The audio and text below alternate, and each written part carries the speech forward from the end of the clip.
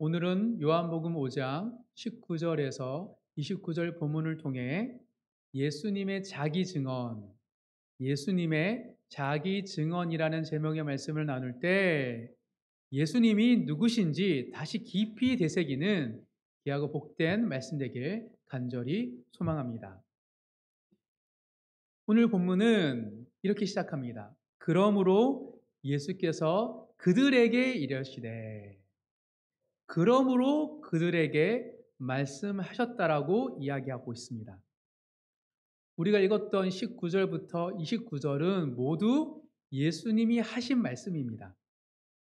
즉, 예수님께서 특정 상황에서 특정인들에게 하신 말씀이라고 기록되고 있습니다. 그럼 도대체 어떤 상황에서 누구에게 하신 말씀이죠? 살펴보기 위해서는 지난주 본문을 읽어야 합니다. 우리 5장 17절과 18절 한 번 더 다시 한번 읽겠습니다. 시작. 예수께서 그들에게 이르시되 내 아버지께서 이제까지 일하시니 나도 일한다 하시매 유대인들이 이로 말미암아 더욱 예수를 죽이고자 하니 이는 안식일을 범할 뿐만 아니라 하나님을 자기의 친아버지라 하여 자기를 하나님과 동등으로 삼으심이러라. 어떤 상황에서 예수님께서 말씀하신 거예요? 적대적인 상황에서 하신 말씀입니다. 누구에게? 예수님을 죽이려고 하는 유대인들에게 하신 말씀이죠. 유대교 종교 프레임으로 볼 때 안식일에 치유 사역을 하고 하나님을 아버지라고 칭하는 것은 용납할 수 없습니다. 왜 그렇죠? 안식일을 지키라는 율법을 어기는 것이고 하나님의 이름을 감히 언급하지 않기 위해서 야훼, 여호와 등 그것을 감히 부르지 못했던 유대인들의 입장에서는 하나님을 아버지라 칭하는 것은 신성 모독이기 때문입니다. 즉 예수님의 모습은 율법과 하나님을 모독하는 행위이기 때문에 그들은 절대 용납할 수 없었던 것이죠. 그래서 유대교를 대표하는 지도자들은 예수님을 즉시 죽이려고 했던 것이죠. 그런데 이런 질문이 생깁니다. 아무리 종교적인 가치관이 다르다고 하더라도 어떻게 하나님을 믿는다고 하면서 하나님의 아들을 못 알아보는 거죠? 지금 하나님을 위하여서 하나님의 율법을, 말씀을 지키는 거고 하나님의 이름을 망령되이 일컬지 않기 위해서 그들이 지금 하는 행동인데 어떻게 하나님을 믿는데 하나님이 보내신 아들을 몰라볼 수 있었단 말입니까? 어떻게 이럴 수 있죠? 하나님을 모르는 사람이, 믿지 않는 사람이 하나님의 아들이신 예수를 모르는 것을 이해할 수 있어요. 그런데 하나님을 위한다고 하나님의 아들을 죽이려고 하고 있습니다. 어떻게 도대체 이런 일들이 일어날 수 있을까?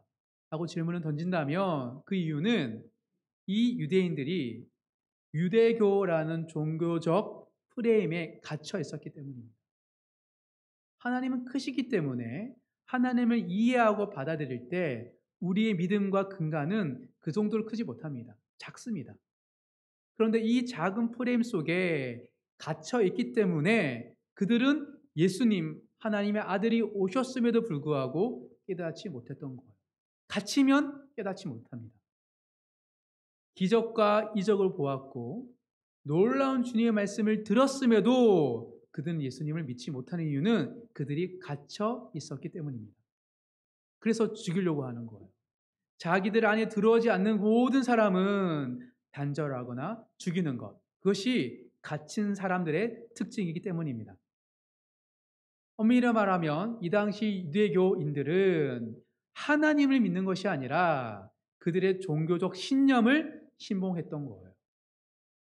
우상이었던 거죠. 이런 종교적인 가치관에 사로잡힌 사람뿐만 아니라 세속적인 가치관에 사로잡힌 사람들도 예수님 믿지 못합니다. 그들은 기적을 보고 체험했음에도 불구하고 오병이어를 경험했음에도 불구하고 병이 낫는 것을 직접 경험했음에도 불구하고 예수님 믿지 못하죠. 왜 그렇죠? 기적을 표적으로 보지 못하기 때문입니다. 표적은 무슨 의미이죠? 이런 기적을 행하신 분이 누구신가? 라는 질문입니다.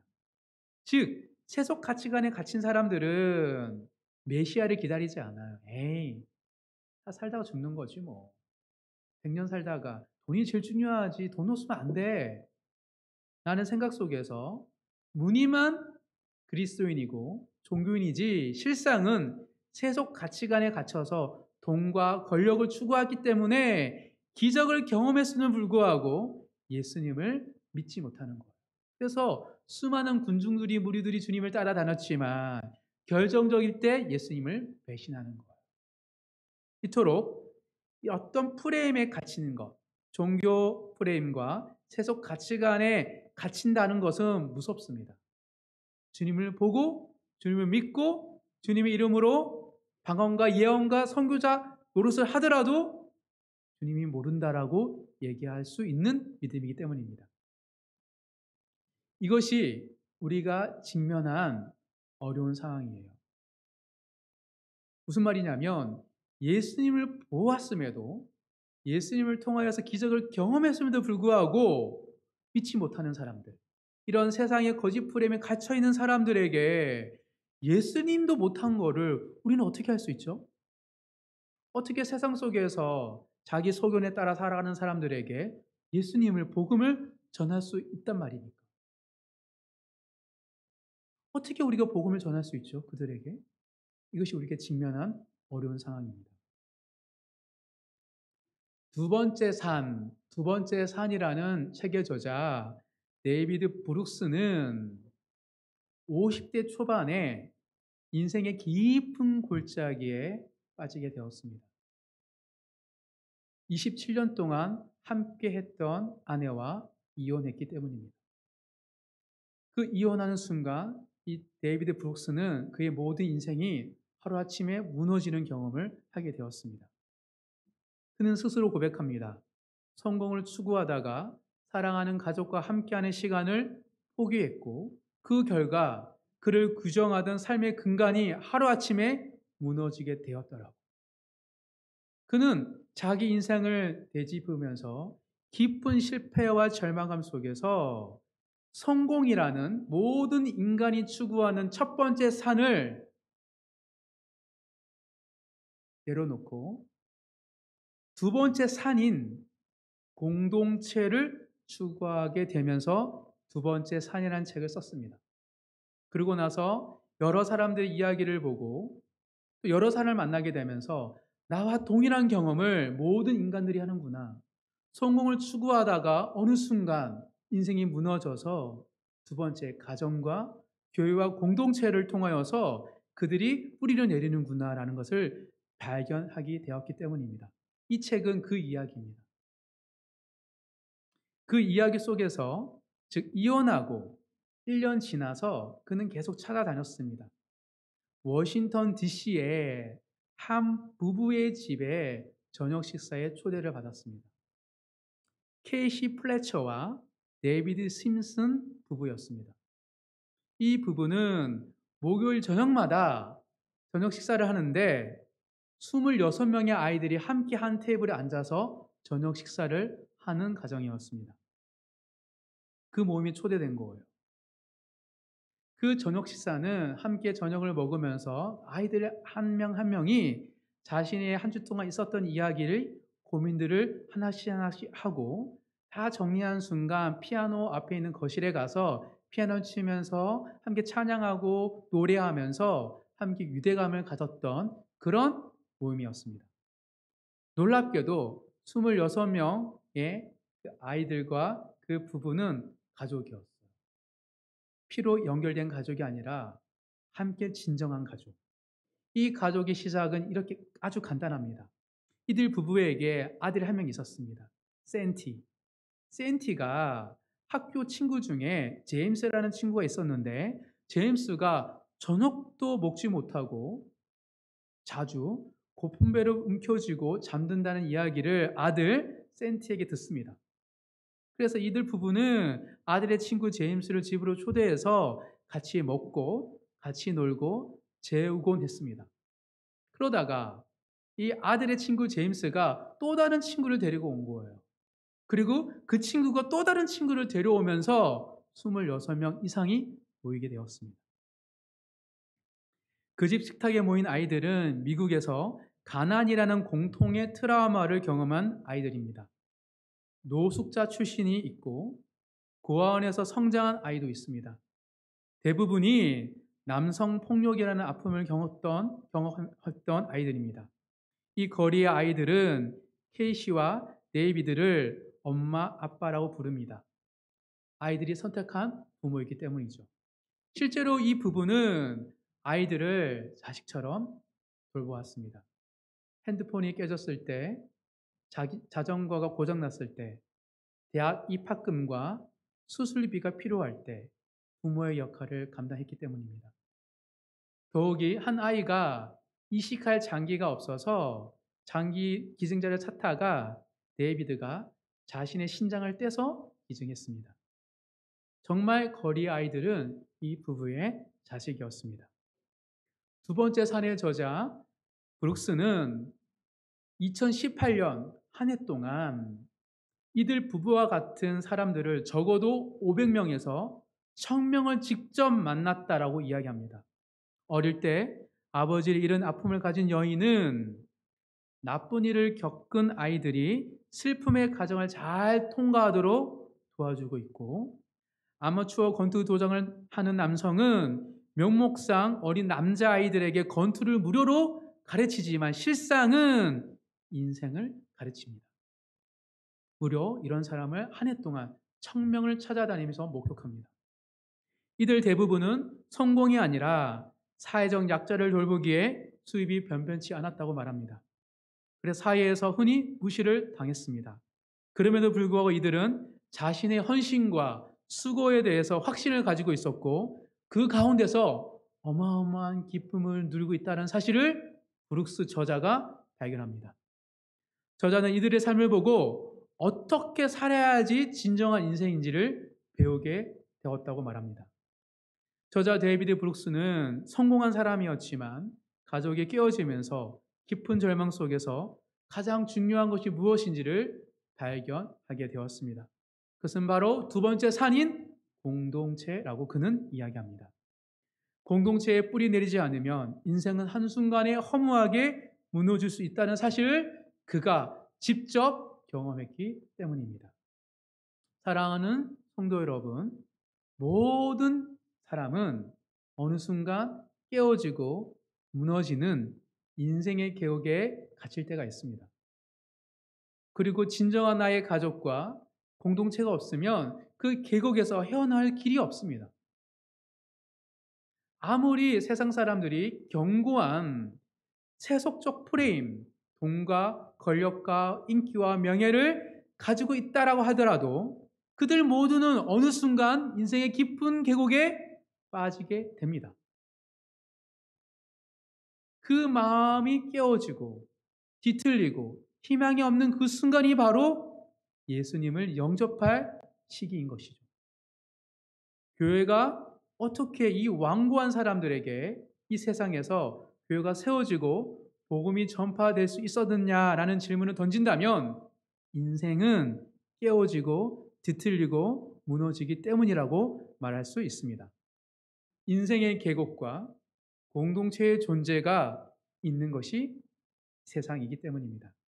그래서 사도 바울은 일면식도 없는 골로새 교회 성도들에게 편지, 서신을 보내면서 이렇게 기도해 달라고 요청을 합니다. 우리 골로새서 4장 3절을 찾아보겠습니다. 골로새 교회는 사도 바울이 세운 교회가 아닙니다.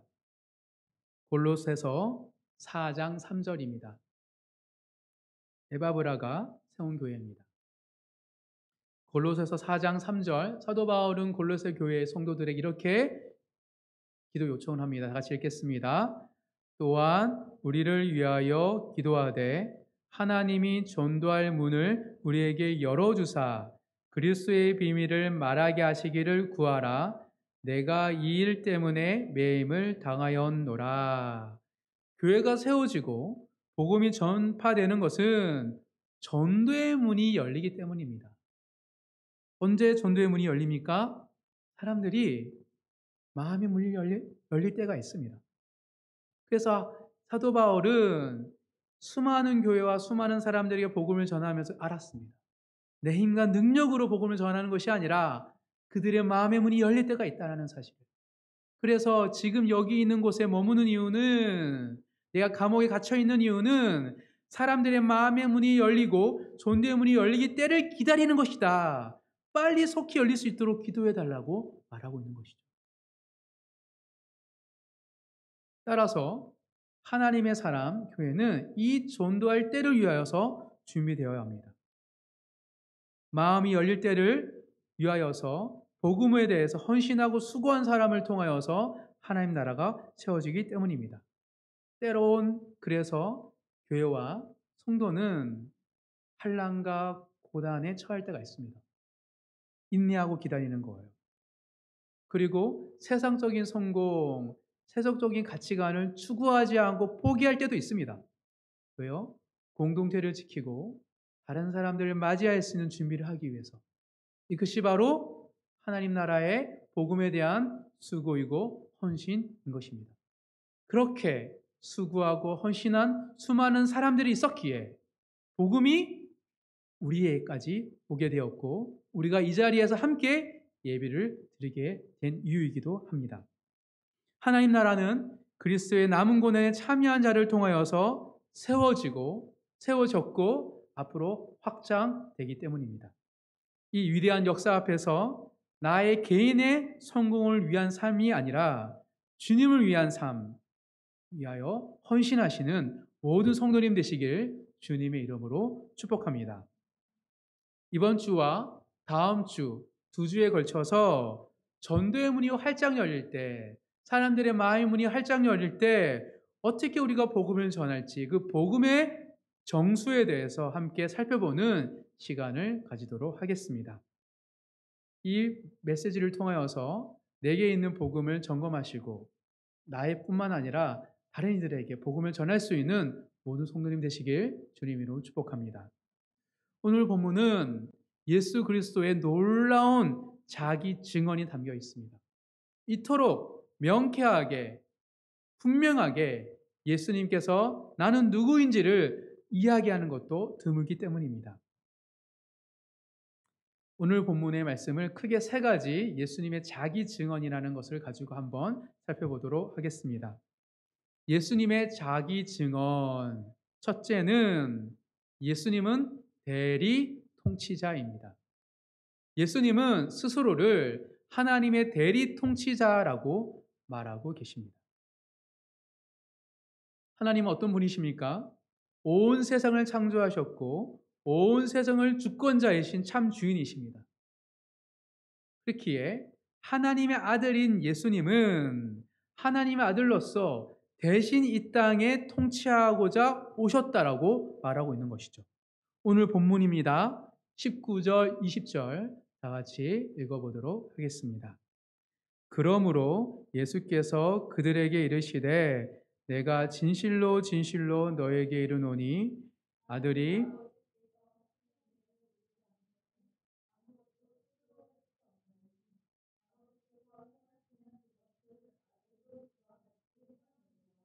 아버지께서 아들을 사랑하사 자기가 행하시는 것을 다 아들에게 보이시고 또 그보다 더 큰 일을 보이사 너희로 놀랍게 여기게 하시리라. 예수님은 철저하게 하나님이 보이신 일을 행하셨습니다. 예수님은 본 것을 행하셨던 것이에요. 즉 어떤 걸 봤죠? 하나님의 일. 즉 예수님은 하나님의 일을 행하셨습니다. 하나님 대신.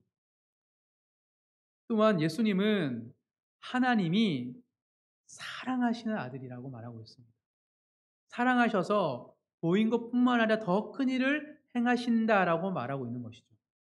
즉 그냥 하나님께서 예수님께 보인 게 아니라 너무 사랑하셔서 하나님은 아들 예수님을 너무 사랑하셔서 보이셨다라고 말하고 있습니다. 즉 예수님의 사역의 동기는 하나님의 사랑이었어요. 하나님의 사랑으로 하나님이 일을 행하신 것입니다. 하나님은 예수님을 사랑하시기에 하나님 일을 보이셨고 하나님의 사랑을 위탁하셨고 하나님의 창조 세계로 통치자로 보내신 거예요. 지금 예수님은 그걸 얘기합니다. 하나님이 사랑하셔서 나를 보내셨고 하나님이 일을 내가 대신 하러 왔다라고. 무슨 뜻입니까?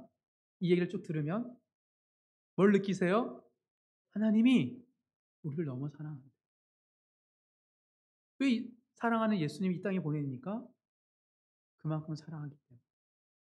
가장 사랑하기 때문에 가장 사랑하는 독생자 예수를 보내셨다라고 말하고 있는 거예요.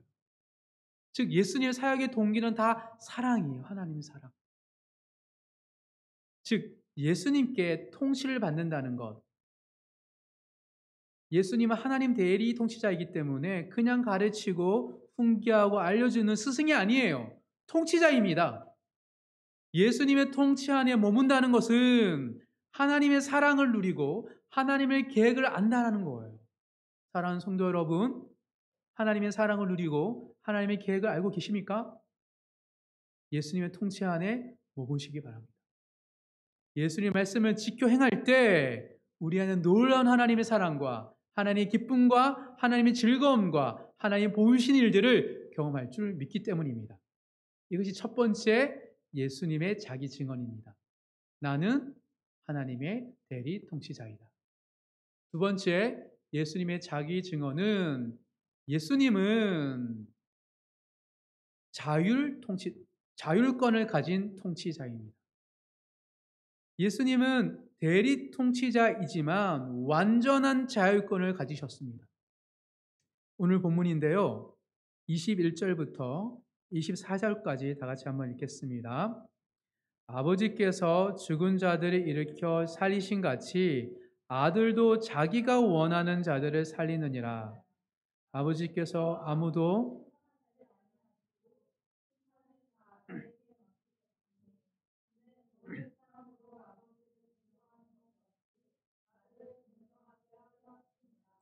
아들을 공경하지 아니하는 자는 그를 보내신 아버지도 공경하지 아니하느니라. 내가 진실로 진실로 너에게 이르노니 내 말을 듣고 또 보내신 이를 믿는 자는 영생을 얻었고 심판에 이르지 아니하나니 사망에서 생명으로 옮겼느니라. 뭐라고 말씀하십니까? 아들도 자기가 원하는 자들을 심판을 다 아들에게 맡기셨다. 왜? 공경한다. 내 말을 듣고 행하는 자는 영생을 얻을 것이다. 즉 하나님께서 예수님을 너무 사랑하시고 세상을 우리를 너무 사랑하셔서 예수님을 대리 통치자로 보내셨을 때 보인 것만 행하는 자가 아니라 예수님이 자율권을 가지고 살리고 심판할 수 있도록 하셨다라고 말하고 있습니다. 왜 하나님은 예수님을 보내실 때 자율권을 허락하셨을까요? 뭐라고 얘기하고 있습니까? 예수님을 공경하기 위해서. 우리로 하여금, 세상으로 하여금 하나님을 공경하고 하나님을 예배하고 하나님 믿는 것만큼 예수님을 공경하기 위해서 보내셨다라고 말하고 있습니다. 왜 그렇죠? 예수를 높이는 것, 예수님 영광 받는 것이 하나님의 뜻이기 때문입니다. 하나님은 하나님의 사랑하는 자녀들이 높아지기를, 영광받기를, 공경을 받기를 원하시기 때문입니다. 마찬가지입니다. 하나님은 우리가 그리스도인들이 세상에서 높아지기를, 영광받기를, 공경받기를 원하시는 분이세요. 또한 예수님을 공경하는 것이 누구를 공경한다고 말하고 있습니까? 하나님을 공경하는 거예요. 예수를 믿는 사람은 하나님을 믿고 예수님을 통하여서 영광을 올리는 사람은 하나님께 영광을 드리는 사람이기 때문에 예수님의 자율권을 통하여서 온 세상이 예수님을 예배하기를, 예수님을 높이기를, 예수님께 영광 드리기를 원하셨기 때문에 자율권을 주셨다라고 말하고 있습니다. 그래서 예수님께서는 자율적인 선택으로 생명을 주시기도 하시고 심판을 하고 계시기도 합니다. 또한 예수님은 어떤 사람에게 영생을 주신다고 말하고 있습니까? 자신을 믿고 따르는 자들. 말만 하는 자들이 아니고 머리로만 생각하는 자들이 아니라 믿고 따르는 자들에게 영생을 준다라고 말하고 계십니다. 따라서 사랑하는 성도 여러분, 우리가 심판을 받지 않는 비결, 나의 죄악과 내가 했던 말들, 내가 여전히 벗어나지 못하는 악한 죄의 굴레 속에서 심판받지 않는 비결은 예수님을 왕으로 공경하며 예수님을 따르는 것밖에 없다는 사실을 기억하는 모든 성도님 되시길 주님의 이름으로 축복합니다. 다른 선택은 없습니다. 예수님밖에 없어요. 생명과 심판의 주관자이신 예수님의 말씀을 믿고 순종하는 것만이 우리가 살 수 있는 유일한 비결임을 깨닫고 말씀을 따라 살아가시는 모든 성도님 되시길 주님의 이름으로 축복합니다. 예수님은 자율권이 있어요. 긍휼이 많으신 예수님은 우리를 위로해 주시고 격려해 주시고 함께 울어 주시고 우리를 위로하고 함께 걸어가 주시는 사랑이 많으신 주님이십니다. 그러니 늘 실패하고 넘어져도 다시 주님 앞에 나아가는 모든 성도님 되시길 주님의 이름으로 축복합니다. 세 번째, 예수님의 자기 증언. 셋째는 예수님은 최후 통치자입니다. 대리 통치자, 자율적인 통치자, 최후 통치자입니다. 예수님은 오늘 본문을 통하여서 끊임없이 나는 하나님이다. 나는 통치권이 있다라고 말하고 계십니다. 예수님의 통치 사역은 예수님이 이 땅에 오심으로 시작되었지만 완성된 건 아닙니다. 아직 예수님의 진정한 통치는 주님이 다시 오실 그날까지 연기되고 있기 때문이죠. 오늘 본문입니다. 25절에서 마지막 29절까지 한 목소리로 다시 한번 읽겠습니다. 진실로 진실로 너희에게 이르노니 죽은 자들이 하나님의 아들의 음성을 들을 때가 오나니 곧 이때라. 듣는 자는 살아나리라. 아버지께서 자기 속에 생명에 있음같이 아들에게도 생명을 주어 그 속에 있게 하셨고 또 인자됨으로 말미암아 심판하는 권한을 주셨느니라.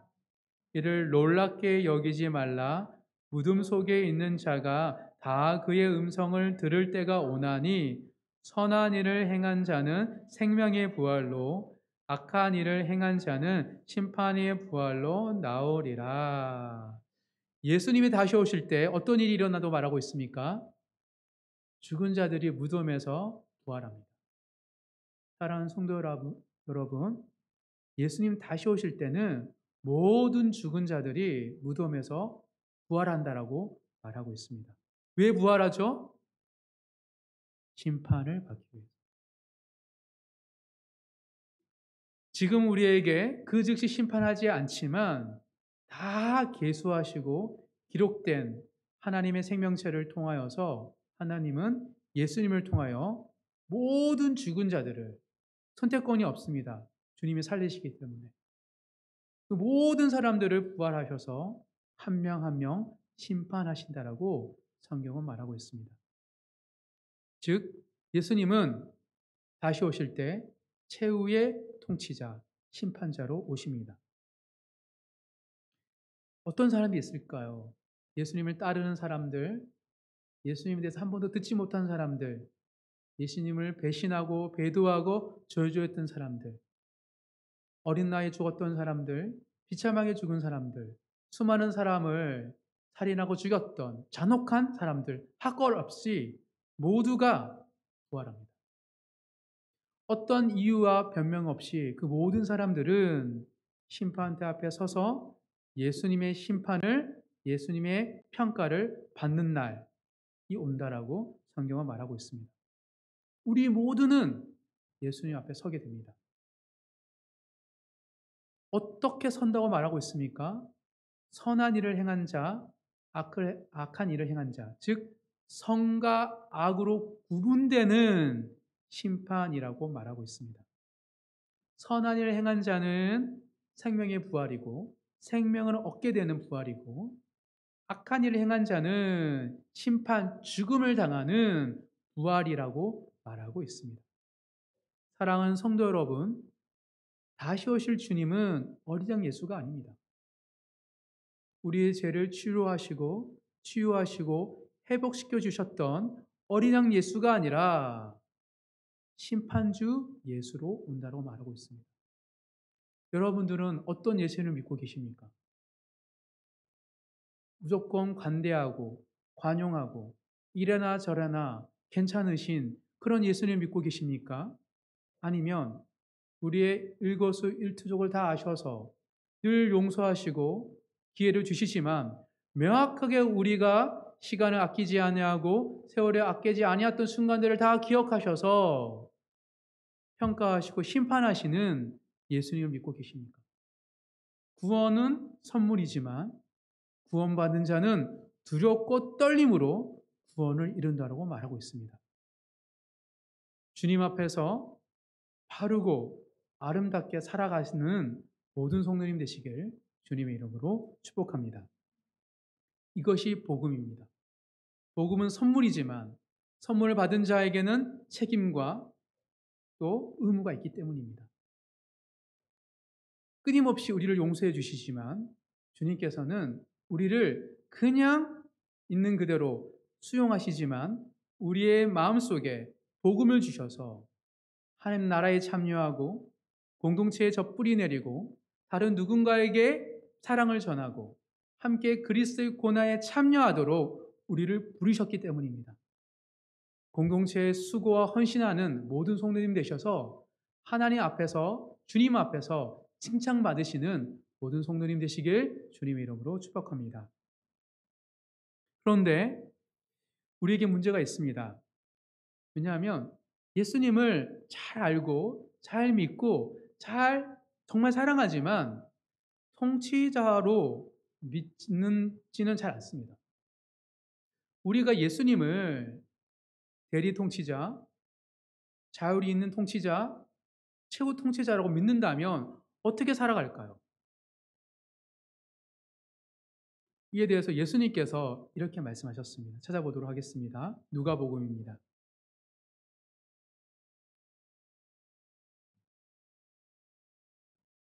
누가복음 18장 누가복음 18장 6절에서 8절까지 예수님이 다시 오실 때 최후 심판자로 통치로 오셨을 때 어떤 일이 일어난다라고 미리 예견하셨습니다. 누가복음 18장 6절에서 8절까지 다 같이 읽겠습니다. 주께서 또 이르시되 불의한 재판장이 말한 것을 들으라. 하물며 하나님께서 그 밤낮 부르짖는 택하신 자들의 원한을 풀어주지 아니하시겠느냐?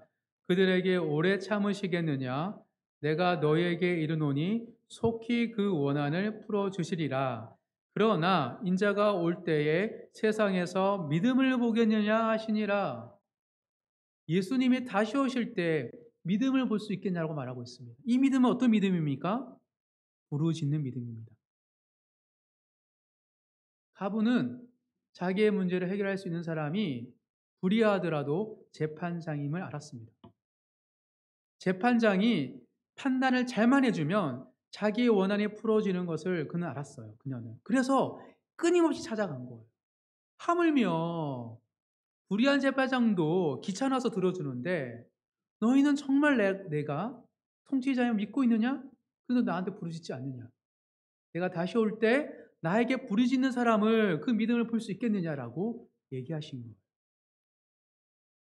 우리가 일상에서 예수님께 부르짖지 않다면 우리는 예수님을 통치자로 믿지 않는 거예요.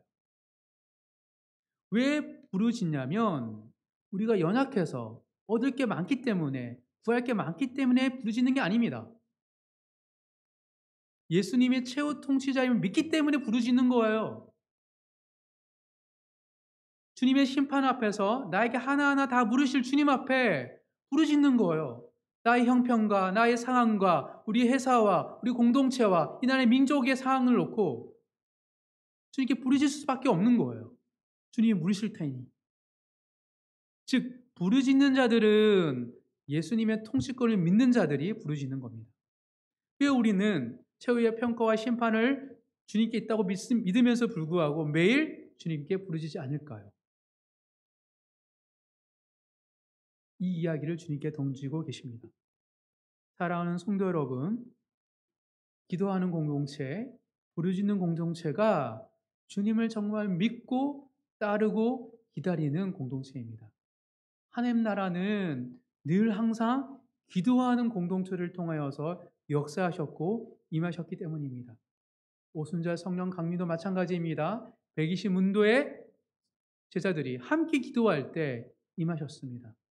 부르짖는 것은 약속을 믿고 약속 때를 기다리는 믿는 자들의 특징이기 때문입니다. 우리 바르고 아름다운 교회가 어떠한 환경과 상황일지라도 함께 모여 함께 부르짖으며 함께 기도하며 주님이 임하실 것들을 소망하는 진정한 믿음이 있는 공동체로 성장하고 자라나기를 주님의 이름으로 축복합니다. 말씀을 정리하겠습니다. 완고한 가치관과 세계관에 갇혀 살아가는 세상입니다. 하지만 이런 세상이지만 하나님 나라는 도도히 흘러왔고 채워져 왔습니다. 마음이 깨져 복음의 문이 열린 수많은 사람들에게 그 작은 공동체가 예수님의 통치권을 믿고 부르짖는 기도하는 공동체가 그들에게 진정한 홈이 되어줬고 그들에게 예수 그리스도를 전했기 때문입니다. 상자의 아버지처럼 늘 우리를 부르시는 하나님의 사랑이 교회를 통하여 채워짐을 믿습니다. 그러하기에 그것을 믿는 교회와 성도들은 복음으로 무정되고 복음으로 준비되고 교회 공동체에 헌신하기를 소망합니다. 예수님의 자기 증언을 통하여서 복음의 정수는 예수님의 통치자라는 사실을 우리가 깨달았습니다. 하나님의 대리 통치자이며 하나님께서 권력을 건의를 위임받은 자율 통치자이시며 최후 심판하시는 통치자임을 예수님은 증언하셨습니다.